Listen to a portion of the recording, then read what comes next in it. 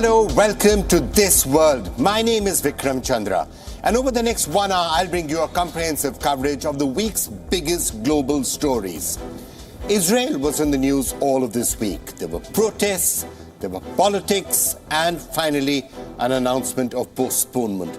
The Israeli Prime Minister Benjamin Netanyahu decided to postpone the contentious judicial reforms. This a story about the power of the people and the victory of the people, and perhaps also a victory of democracy that could send a signal around the world. This story also begs the question of what's next. Now that the judicial reforms have been put into the backseat, what is going to happen next? We're going to be discussing this and a lot more on this show tonight. Also, the entire question of artificial intelligence continues to obviously dominate headlines. And there are divisions and there's polarization among the AI community as well. A large number of AI thinkers, including people like Elon Musk, have written an open letter saying further development needs to be paused for 6 months until some guardrails are put into place. Others say this is an overreaction and development cannot be stopped and it cannot be paused. Which side is correct? We're going to be discussing that a little later on this show as well. And also on this program, with Hamza Yusuf becoming Scotland's first minister, there is going to be this really interesting question about what is actually happening in Great Britain. Now seems to be ruled by people the British once ruled, as the memes are saying. In the coming days, you could have Indian and Pakistani origin men deciding on the potential partition of the UK. Talk about role reversal. Now, even if none of that actually happens, it is interesting. The empire seems to be striking back. We begin in Israel, a country I was reporting from just a few weeks ago. When I was in Jerusalem and in Tel Aviv, I told you how the protests across Israel are almost unprecedented. So many people from so many different fields of life came together to try and put an end to the proposed judicial reforms and to stop the government from what the protesters feel was a severe weakening of the country's judiciary and an erosion of democracy. Now, the government and its supporters emphatically told me why they felt the reforms were necessary. In case you missed that, here's a quick recap. Now, what's happening? The executive is pretty much saying we should control the judiciary. No, the executive is saying the judiciary should have at least one check. The judiciary in this country is completely unchecked. There is not one check. In regular countries, in regular democracies, the judiciary has one check, which is the government selects judges. Now, I came back from Israel a couple of weeks ago, and in these weeks, the protests have spread further. More people joined in. It became stronger and stronger until it reached a climax where the power of the people forced those in power to bend their knee. I have decided to suspend the second and third readings of the law in this term of the Knesset in order to allow the time to reach that wide consensus ahead of legislation during the next Knesset. This way or the other, we will bring a reform that will reinstate the lost balance between the authorities while preserving, and I will add, strengthening civil rights. We will bring the reform, but not now. That's essentially the message from Israeli Prime Minister Benjamin Netanyahu. And honestly, many people saw this coming, especially after that general strike was actually announced. And you had a situation where the Ben Gurion airport was shut down, planes were not being able to take off. Israeli missions across the world also were starting to go on strike. You had police commissioners marching on the streets. So it became clear that it was an unsustainable situation. After all, how long can one man and a handful of his rather extreme supporters stand up against what seems to be the will of the people, and the will of the people which was really paralyzing life on the ground. In some of the most dramatic protests in any democratic country, certainly as a percentage of the people who are actually out on the roads, Israelis left no stone unturned to put pressure on Netanyahu. Let me just show you some of the visuals that have come out of Israel this week. Look at that sea of blue, the wave of protests that swept Jerusalem this week. We saw Israeli commandos, Navy SEALs staging underwater protests against the reforms.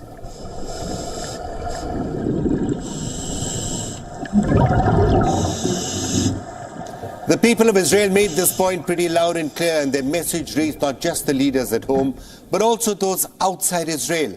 The American President, Joe Biden, for example. So what do you hope the Prime Minister will do on that particular law? I hope he walks away from it. And walk away he did, but only after invoking a story from the Bible, the story of the judgment of Solomon. I'm sure most of you would have read this or heard this at some point in your life. The story is about a king. He had to rule between two women, both of whom claimed to be the mother of the child. How did King Solomon decide who the real mother was? Well, he ordered that the child be cut in half. The woman who protested the ruling was finally figured out by King Solomon that that was the child's real mother. Netanyahu told the story to Israelis while announcing his decision to temporarily hold the reform. As for Biden's rebuke, here's what the Israeli Prime Minister had to say about that. Allow me to quote, "Israel is a sovereign country which makes its decisions by the will of its people and not based on pressures from abroad, including from the best of friends." And we know who the best of friends was that he was referring to right now. Now, the big question that clearly we are asking, what is next? What's next for Benjamin Netanyahu? Now that the judicial reforms have been shelved, what happens next? What happens to the protests? What happens to the bill? What happens to Netanyahu's coalition? What happens to his political future?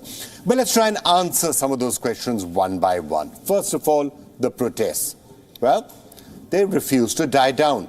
People are still out on the streets of Israel. Many say that they are now protesting the plan to establish a separate national guard. Now, let me try and add some context of that for you. You see, earlier this week, Israel's far-right Jewish Power Party said that the deal to delay the legislation would involve the creation of a national guard, one that is controlled by the party's leader and Israel's national security minister, Itamar Ben-Gvir. Simply put, this party is a part of the coalition government, and what it is essentially saying is the only way that this party will agree to Netanyahu's decision to delay the judicial reform is if the Prime Minister guarantees the formation of this National Guard. And clearly, the protesters aren't happy about that either. Ben-Gvir, who is a minister in Bibi's government, he wants to have a private police department only for him, so he can maybe control the Palestinians and the left-wing demonstrators. So we are a part of the big demonstrations against the government.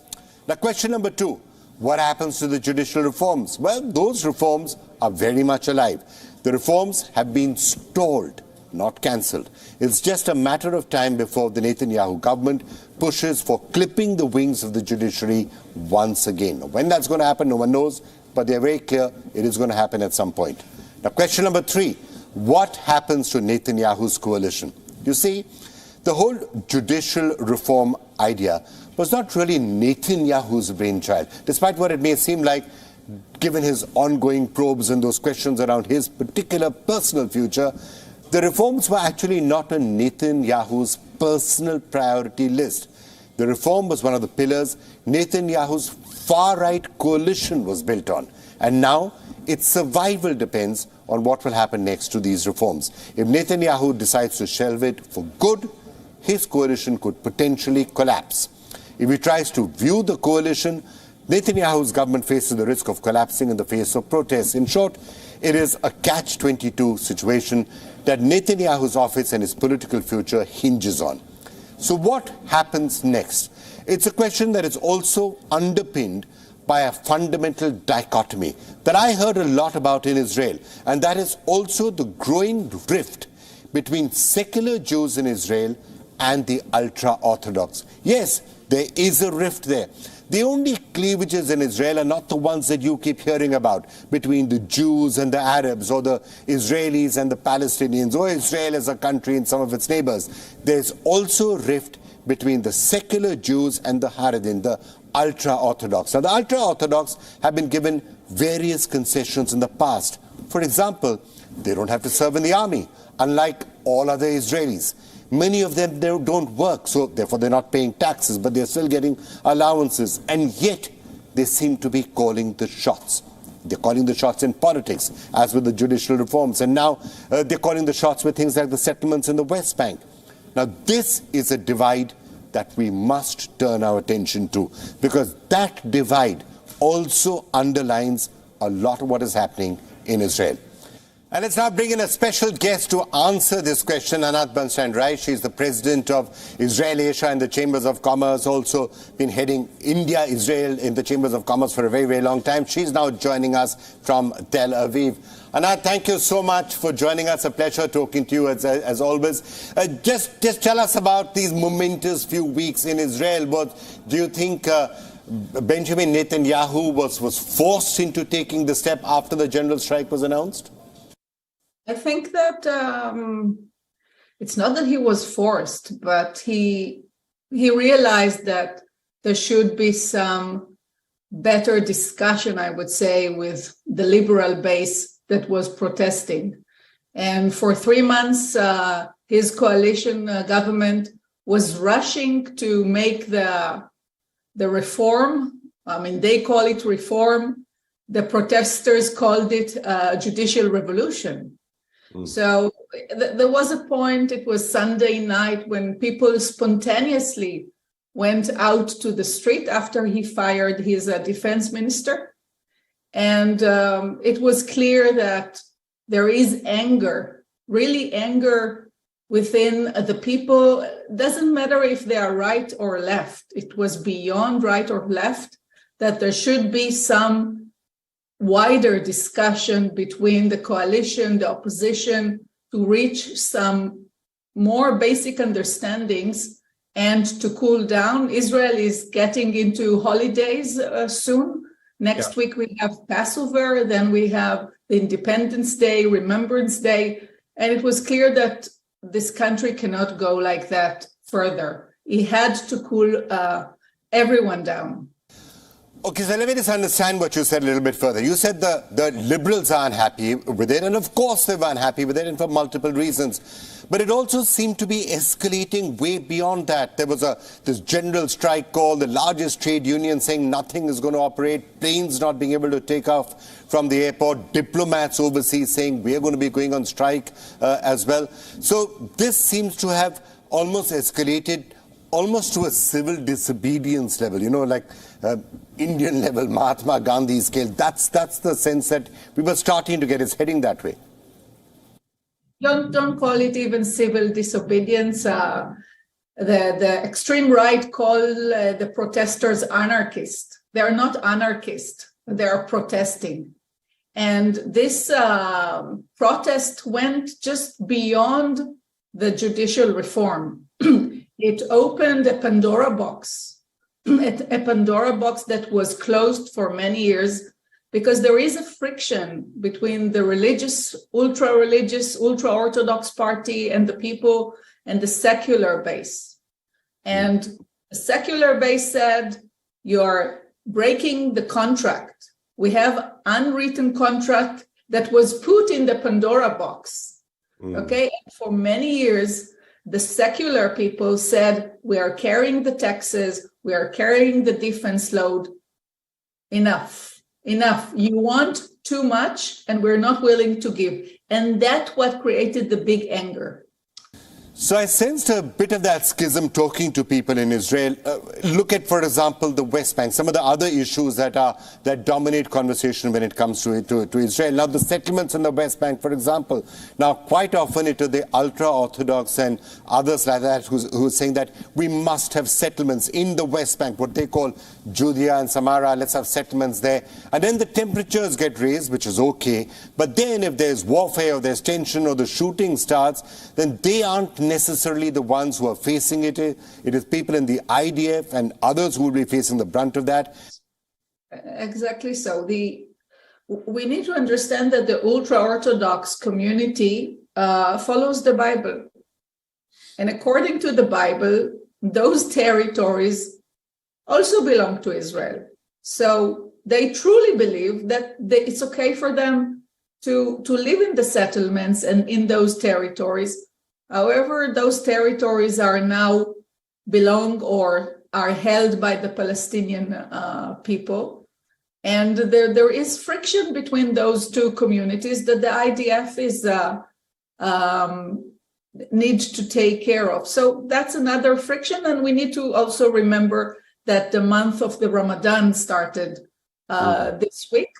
And the Ramadan brings additional friction between Muslims and the Jews. So that was another point that says, how can you fire a defense minister during such an explosive month where we're trying to calm everyone and not entice the people to do things that none of us want to happen. So looking at the past, none of this is really new, that these rules, these systems have existed more or less since the formation of Israel. Why is it that the Orthodox or the ultra-Orthodox, they're sometimes described as the far right, how come they have got so much more power right now? Are there some dynamics because their population has been rising? So they've always had some of the privileges. So why is it that this has become a political hot potato now? Okay, so the reason for them asking, they're trying to pass, as we call the judicial reform, but it's more than that. There are 141 proposal for laws which are trying to take Israel from being a secular country to a religious country. I'll give you an example. We're towards Passover, and during Passover, the Jewish tradition, you cannot eat wheat or bread. This law, the new law that they're trying to pass, the ultra-Orthodox, will force hospitals and many other places later not to allow entrance of breads or wheats, in a sense that they want to impose the religious rules on secular people. And there are a few other laws against minorities that have impact. I wouldn't say that they are directly, but they have impact on women's rights or on LGBT rights, on the right to give service. So all those laws are pushed by the ultra-Orthodox. And if you look at the coalition of Prime Minister Netanyahu, this is a coalition that is built on several parties. All right, Anata, we've heard what the American president also was saying about pausing these reforms and what's been happening with Netanyahu. Now, it's not just about the ultra-Orthodox and the judicial reforms alone. The protesters have been painting this as a fight for democracy. Why is that the case? I mean, if these are judicial reforms, why is it being seen as a democracy is on the line and there's a rise of authoritarianism and dictatorship could come and replace democracy? Why are those issues coming up, and where do you see Israel headed from here? Okay. The Likud party and the coalition definitely don't see it as a revolution, okay? They see it just as a judicial reform, and actually it's true. The judicial system in Israel needs to undergo some reform. The liberal base said it's too much. What you're asking will kill the checks and balances between the judicial, the executive, and the government. What the liberal base is saying, you're killing our base of democracy. We're moving into dictatorship because eventually the government will have the power to do everything. At the moment, the Supreme Court in Israel is an important body that is able to overrule laws which are against the base laws of Israel. We don't have a constitution, and this is another problem. This is another issue that is now under discussion.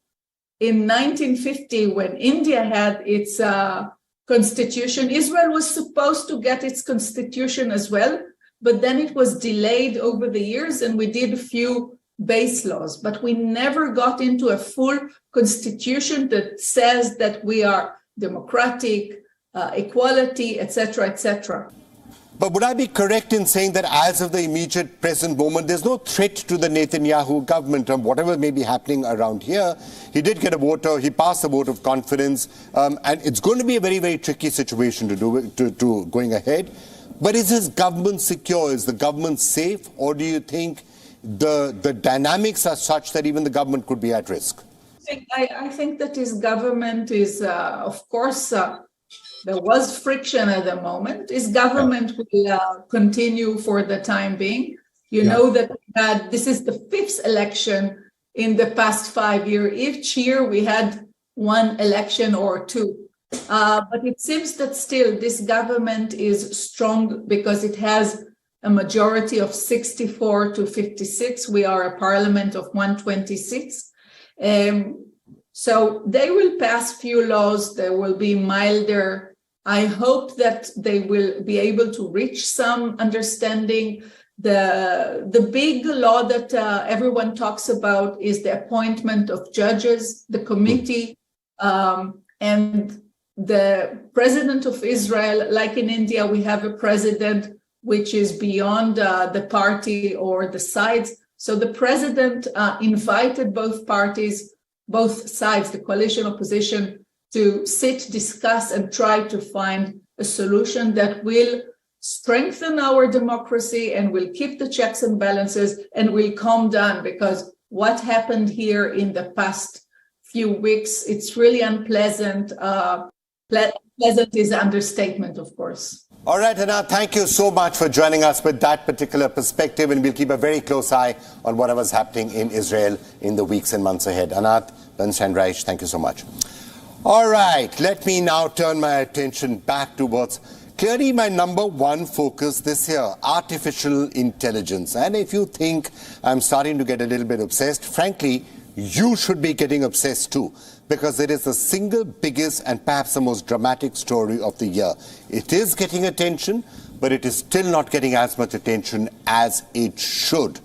Most of the mainstream media, for example, blipped over a development earlier this week, an open letter calling for a 6-month pause on AI development beyond the basic levels at which it is already taking place. The letter reads, and I quote, "We call on all AI labs to immediately pause for at least 6 months the training of AI systems more powerful than GPT-4. This does not mean a pause on AI development in general, merely a stepping back from the dangerous race to ever larger, unpredictable black box models with emergent capabilities. AI research and development should be refocused on making today's powerful state-of-the-art systems more accurate, safe, interpretable, transparent, robust, aligned, trustworthy, and loyal." Now, do you know all of the people who signed that letter? Elon Musk, of course, the CEO of SpaceX, Tesla, and Twitter, Steve Wozniak, the co-founder of Apple, Noah Harari, co-founders of Skype, Pinterest, Getty Images. It's a really long list, and it includes some of the sharpest minds in the field of science and technology. So it's not just us being paranoid. This is something that deserves attention. And it deserves attention not because AI is inherently bad, but because it could be so powerful that it needs to be developed with care, with concern, and with guardrails. And if you read that open letter, that's essentially what is being said out there.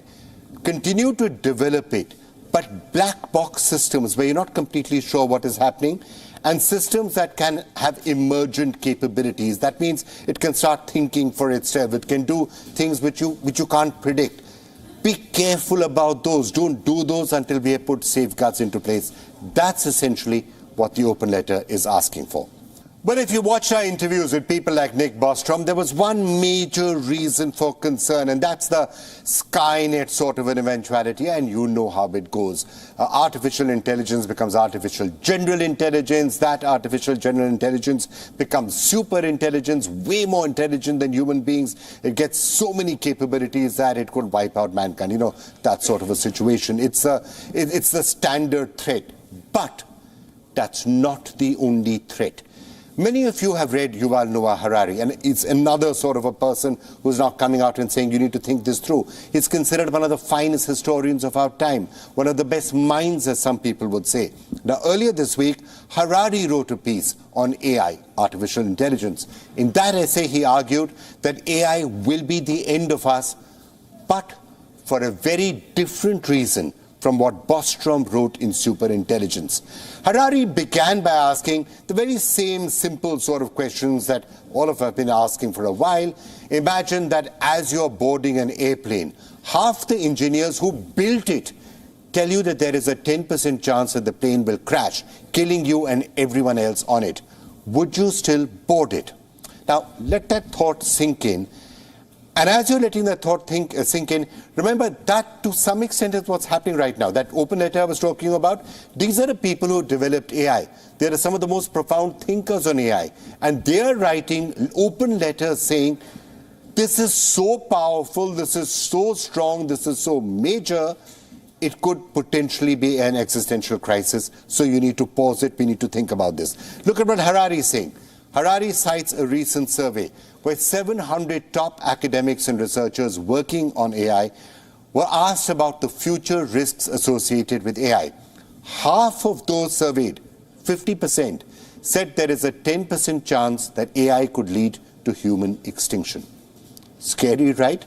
Now, those who watch this show regularly will not be surprised because this is something we've been talking about for a while now. AI is really important. It is really powerful. It is going to change our lives. It's going to change the world. But we need to be careful with it. But now, let's come to the twist. Harari says that the risk does not come from that Skynet scenario that you've heard me talking about in the past, but from the ability of these platforms to manipulate and to generate language, and through it to also manipulate communication and messaging. It's a whole different type of risk. Let me explain that a little bit further.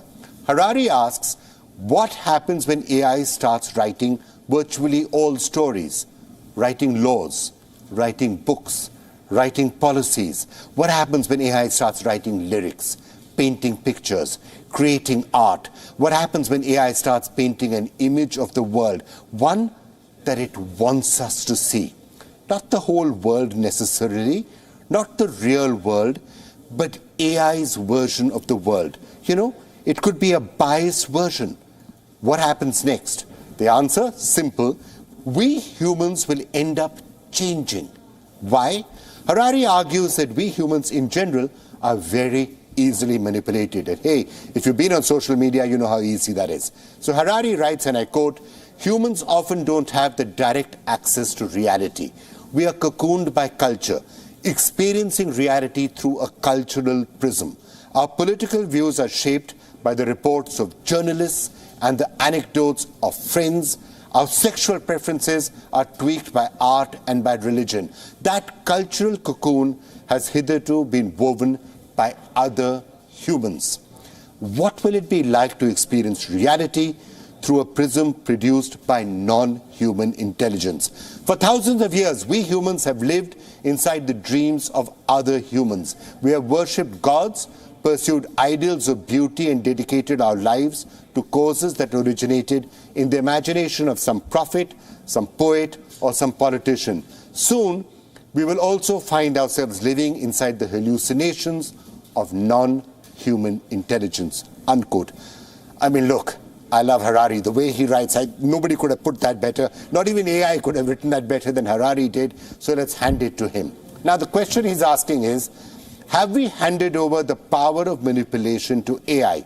And will AI manipulate its way to human extinction? The possibility is actually quite high. And if you think all of this question of manipulation and shaping of reality is a bit far-fetched, ask yourself this question. What really decides your view of the truth and reality right now? Aren't you picking up a lot of that on social media? Aren't you being really influenced in some way by the stories that you tend to watch. And those are stories that are being sent to you on Instagram or Facebook, or algorithms are deciding that these are the stories that you should be watching. Those algorithms are AI also. Your version of reality, when you're hearing what's happening with Trump, for example, right now, the stories that you would be seeing perhaps if you are belonging to the right would be very different to the stories you're seeing if you belong to the left. So to some extent, that shaping of reality by algorithms are already starting to happen. I'm going to come back to this theme in subsequent programs, but to some extent, the echo chambers that we are living with, that is something that has already started to happen. You can call it AI manipulation, you can call it algorithmic twist, you can call it big social media companies doing what they need to do. But to some extent, reality is already being shaped. And let me now put some of those questions to Pernille Tranberg. She's an independent advisor in data and in AI ethics, and she's joining us from Copenhagen. Right, thank you so much, Pernille, for joining us. Look, we've been talking about AI risks in existential terms all this time, and superintelligence and Skynet, and the world is going to be wiped out. But there are other concerns too. Harari is talking about the manipulation of language and the shaping of realities. We saw this letter, by the way, being written, saying pause all research in AI for 6 months, at least black box research. What do you make of it? Do you agree with some of those concerns? Well, I must say I totally agree. I think there are two big risks here. And the one is that humans will be manipulated also by our feelings, by a very clever machine. And that's very, very worrying if we don't know if we speak to a machine or to a human being. And my second worry is, for now, it's a misinformation, which you can actually personalize to everybody and make it very, very, it will really hit you in another way, because most of these companies behind generative AI also sit on a lot of data about you. So they can manipulate you in various directions. So misinformation and feelings being manipulated is something I'm very worried about right now. So when we talk about those letter writers, they're talking about an existential danger that is still to come. They are saying, do not develop an AI that could become an AGI and then become a super intelligence, and that does create a very powerful system that could wipe out mankind. That's what the letter writers are saying. But what you're saying is that even before you get to that stage, there are still very real risks present even today, even based with what AI is today. You're saying a lot of those risks are already playing out around us as we speak, and it's been happening for a while. Well, I will say, yes, it is already happening. We know that the Americans can't even agree whether who won the election because of manipulation of or misinformation, right? So we see that already now. We also see even very clever human beings like engineers working with generative AI, that they can be manipulated into thinking that they're talking to a 7-year-old. So if ordinary people use this generative AI, it must be so much more easy to manipulate them. So yes, I'm talking about what is happening right now. And all the more sci-fi visions, I leave to clever people like Harari and others who know a lot about how history has developed and know a lot about tech. So let's just try to understand. Mass media essentially had to go by journalistic guidelines. So you could say that those journalistic guidelines were not being followed. But what's happening is that everyone's been attacking mass media and saying this is fake news, this is wrong. The mass media, the mainstream media is biased. So what you're seeing today is, if you're a Trump supporter reading all of this stuff about the indictment, you will be shown lots and lots and lots of content that makes you further believe that this is what is happening and he's being treated unfairly. And it's the reverse. If you're opposing Trump, you will be shown a lot of content that justifies that belief. If you're in India, if you're left-wing or right-wing, you will be shown content that further justifies or underlines your belief. That leads to polarization. What we seem to be having is almost a tribal society. We're going back to a tribal society where you believe to tribes, and algorithms have done that to us. AI has done that to us already. That's so true. And that's why in Nordic countries, I'm from a Nordic country, Denmark, and all Nordic countries, they have a very high state support for media, for publicistic media, because we know it's so important that we have high credibility towards some of those news. And that, I don't know how it is exactly in India, but we can see in the US, it's a very, very sad development. And it's probably one of the biggest threats to democracy, I would say. Yeah, but trust me, in India, if anything, it's even more extreme than the United States when it comes to polarization and the extent to some of the misinformation that is circulating. But let's just understand, why does this happen? Why is it that algorithms are pushing opinionated stuff to you? Is because if they are sending you stories that justify your own basic beliefs or resonate with your own beliefs, you're more likely to click on them. And if you click on them, the companies make more money. And that's why the algorithms are doing it. It's not because this is evil AI. This is algorithms doing their job and doing it really well, showing you content that you're likely to click on, and therefore making money for the companies. It's called clickbait. Yes, it is to get more money out of your reading or looking or watching or whatever you're doing. Yes. Yeah, so it's clickbait. So now what could happen is that as generative AI really comes up, it could become much, much worse, because now even the stories themselves, you don't know whether they are generated by humans or is generated by AI. Maybe AI is creating stories just to make you click it. Yeah. So today we're seeing the advertising system, which was built by Google. That's a mean actor in a way of personalization and giving you more of the same and the clickbaits. But with generative AI, it's much, much easier. And you can use other methods to get out to people and manipulate us in different ways. You will also use this system, but you can get much more out of the AI tools and produce very fast news you can use according to your opinion. Oh yeah, and what could make it even more out of control is that it's not just a question of the algorithm showing you stories that will justify your bias to get you to click on them. You're saying that the generated systems can, and almost certainly within the future, will be able to look at you, will be able to figure out that, okay, I know exactly how to write stories and to create stories in a manner that you can be manipulated into thinking in a certain manner or behaving in a certain manner or certainly clicking those stories. These stories do not exist. They're entirely fake, but they are being created and written in a manner to get you to watch them. Is that what you're saying? Yes, but of course it depends on how much the various companies know about you. I'm very careful with my private data. I don't give it to Facebook, for example, but a lot of people are very open about their opinions and their likes and everything. They use their own name.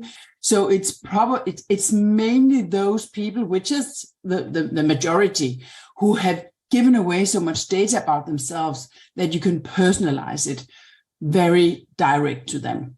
Now, last question. The AI genie is already out of the bottle, isn't it? So how are you going to put it back inside? Once it's out, how are you going to put the genie back into the bottle? Can it even be done? I think we can only do it by regulation. We have to have governments to stop this, and it should be China and the US together, because China and the US are fighting and competing, and they can stop it. I don't think Europe can stop it. We might be able to stop it in Europe. I have no idea. But I mean, it's so easy to use it still as a European. But I think the US and the Americans have, the China and the Americans have to stop it and pause it until we have some laws ready. You know, in Europe, we have a law called the AI Act. It's not even out there yet. It's not enforced yet. So this is the development is just racing ahead, and we're seeing companies not taking responsibility. And probably Microsoft is the worst of all. Microsoft, who has been a very responsible player for a couple of years, at least they have profiled themselves as a responsible player. Now they have started the race, and they are heading the race in a very, very irresponsible way. All right, Panil, thank you so much for joining us. We live in exciting times. Let's see what the world is like approximately a year from now, if not 2 or 3 years from now. Thank you so much for joining us. We'll keep track of what is happening. And now our final story for this week. Let me introduce you to someone. Meet Hamza Yusuf. He's 37 years old, and earlier this week, he took oath as Scotland's first minister, replacing Nicola Sturgeon. Now, we are not talking about Yusuf because of how young he is or because he is the new leader of Scotland. To be honest, we're also talking about Hamza Yusuf today because he's a man of Pakistani origin, the son of first-generation immigrants from Pakistan. He was born in Glasgow and now he is leading Scotland. So just look at that map of the British Islands, will you? You have Leo Varadkar, of course, in Ireland there, and you've got Hamza in Scotland, and of course you've got Rishi Sunak in Britain. He is, of course, the Prime Minister of the UK in general. Also, the irony is just getting started. If you take a look at that entire picture that I was outlining for you, look at the UK. Who is leading it? Who is the Prime Minister? An Indian origin man, Rishi Sunak. Both Hamza Yusuf and Sunak, by the way, have Punjabi lineages. And Punjab just happens to be the same province that was the worst hit by the partition in 1947. One that many people would accuse the British of having orchestrated. So decades later, you have two men of Punjabi descent who could potentially be discussing and debating and arguing over the partition of the UK. Because Hamza Yusuf has made it clear that he will be championing the cause of Scottish independence. And for those of us in this room and watching who do believe in independence, we will only win by making that case on the doorsteps. And my solemn promise and commitment to you is that I will kickstart our grassroots, our civic-led movement, and ensure our drive for independence is in fifth gear. The people of Scotland need independence now, more than ever before, and we will be the generation that delivers independence for Scotland. So is this empire striking back or history coming back to bite Britain in some way or the other? The Western media doesn't entirely like the sound of such thoughts, so instead it is celebrating Yusuf's election for some other reasons, as, quote, one of the greatest triumphs of social mobility, unquote. And that's a telegraph for you, and maybe there's a point to think about out here. Today, it's appearing that South Asians are better placed to navigate the UK through the plethora of problems out there, be it the financial crisis in the UK or the cost of living crisis in Scotland, or for that matter, building a case for Scottish independence. The only big difference for Hamza, I guess, is one major factor. Indians overseas have often objected to this entire label of South Asians are having success because they point out, with some accuracy I might add, that a lot of what has been happening are really people of Indian origin. All those global CEOs are of Indian origin. Rishi Sunak, Indian origin. A lot of the big rich people, Indian origin. So they say, why do you keep using the term South Asia? Hamza Yusuf, to that extent, is one of the first people of Pakistani origin that have made it all the way to the top. Mayor of London, maybe, but that is a valid point that some in the Indian diaspora will certainly raise. But the next question, how much should those watching Yusuf and Sunak from South Asia be celebrating the success of these gentlemen? While their rise is inspiring and admirable, expecting them to favor India or Pakistan in each case could be a bit much. Remember, these men are answerable to voters in the UK and in Scotland, not to Indians or Pakistanis. So don't expect them to play favourites because they already clear signals that they're not going to be doing that. I'll give you just one example. Look what happened in London. India's High Commission was attacked. India's flag was brought down. The UK did not provide enough security at the Indian High Commission at that point, and a lot had to be done to get them to do it. And all of this was under the leadership of Rishi Sunak. You get my point. So while you admire the unfolding irony, do not forget to draw a line and to remember these men have been elected to do a particular job for their constituencies and their countries. It doesn't have all that much to do with South Asia. And now let's discuss this and a lot more with Shruti Kapila, who's a professor of history and politics at the University of Cambridge and also co-director of the Global Humanities Initiative. Well, Shruti Kapila, thank you so much for joining us. It's been an interesting period, right? I'm sure you've been sitting and reading all those memes that have been created all week long. Somebody of Indian origin and somebody of Pakistani origin may potentially be sitting and arguing about the partition of the UK.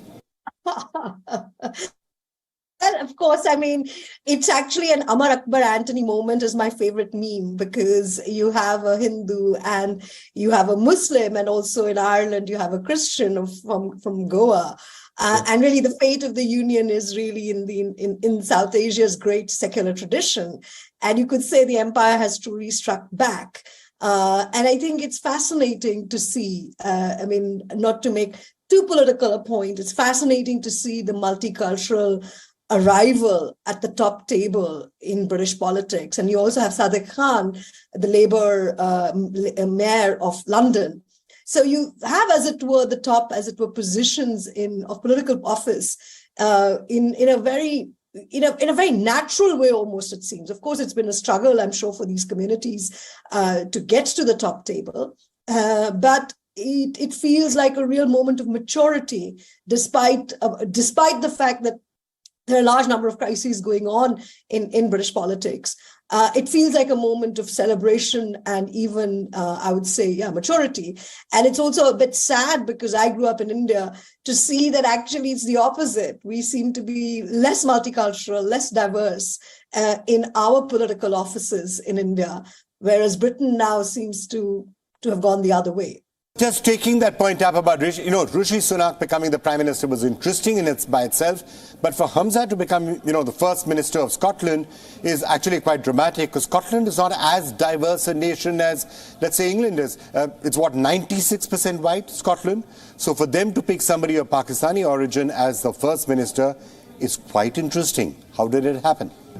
It is. I mean, I do think, of course, the Muslim South Asian population in Scotland has been pretty, as it were, politically active for about more than 20, 30 years. You also had ministers in Tony Blair's government. For the first time, you actually got to see them publicly, as it were, coming of age, Muslim Scottish MPs.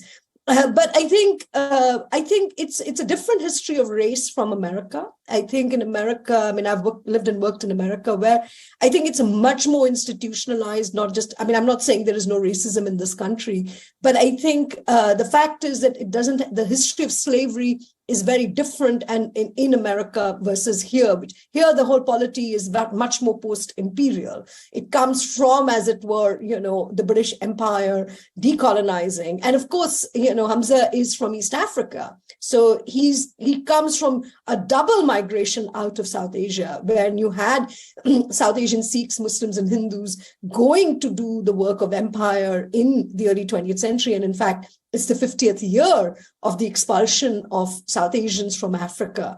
And so it's a kind of timely moment to also see that. Even Sunak's family has some of that genealogy. So it's to do with how post-empire Britain has shaped up. I mean, of course, you had the terrible times of Enoch Powell and the Rivers of Blood speech that he had made in the 70s, which was a high watermark of segregation, even you could say, and separation in British politics.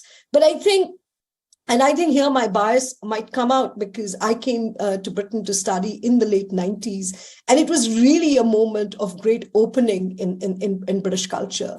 But hang on just a minute. All of that is very well to say, but hey, we're just a few years after Brexit. And what is Brexit all about? Let's make Britain, white, let's keep the immigrants out.